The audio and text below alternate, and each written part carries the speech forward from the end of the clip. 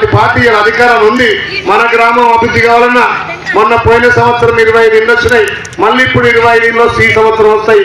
ఇంకా 3 ఏళ్ళు 25 అంటే ఇంకా 4 ఏళ్ల పొద్దులో 100 ఇళ్ళు వస్తాయి.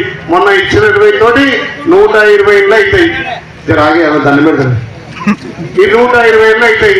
మొన్ననే అరువులందరికీ తెల్ల రేషన్ కార్డు ఇచ్చినాం. మా పెద్దలంతా ఏమనుకుంటారు, తెల్ల రేషన్ కార్డు అంటే ఓన్లీ బియ్యం కార్డే అనుకుంటారు. కానీ తెల్ల రేషన్ కార్డు అనేది పేదోడి ఆత్మ గౌరవానికి ప్రతీక. తెల్ల రేషన్ కార్డు అనేది పేదోడి ఆత్మ గౌరవానికి ప్రతీక. తెల్ల రేషన్ కార్డు ఉంటే పిల్లలు చదివించచ్చు. తెల్ల రేషన్ కార్డు ఉంటే పిల్లలకు ఫీజు పేమెంట్ వస్తుంది. తెల్ల రేషన్ కార్డు ఉంటే పిల్లలకు స్కాలర్షిప్లు వస్తాయి. తెల్ల రేషన్ కార్డు ఉంటే పేదోడికి గుండె జబ్బు వచ్చినా, పేదోడికి ఏమైనా యాక్సిడెంట్ అయినా, పేదోడికి ఏదైనా మాయరోగం వచ్చినా 5 లక్షల వరకు అప్పుడు ఆరోగ్యశ్రీ ఉండే. మన ప్రభుత్వం రాగానే తెల్ల రేషన్ కార్డు ఉన్న వాళ్ళకు ఆరోగ్యశ్రీ పథకం 10 లక్షల రూపాయలు వస్తుంది. మరి ధనిక రాష్ట్రంలో ఒక్క రేషన్ కార్డు ఇవ్వలే. 10 ఏళ్ల పొద్దున ఒక్క రేషన్ కార్డు రాలే.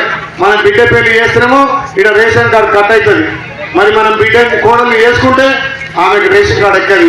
ఆమెకు పిల్లలు పుట్టి 10 ఏళ్ళు పెద్ద ఇల్లు ఏ రకంగా లబ్ధి జరలే. అందుకే ఈ ప్రభుత్వం అరువులందరికీ రేషన్ కార్డులు ఇచ్చింది. గత 10 ఏళ్ళుగా ధనిక రాష్ట్రంలో దొడ్డు బియ్యం తినేది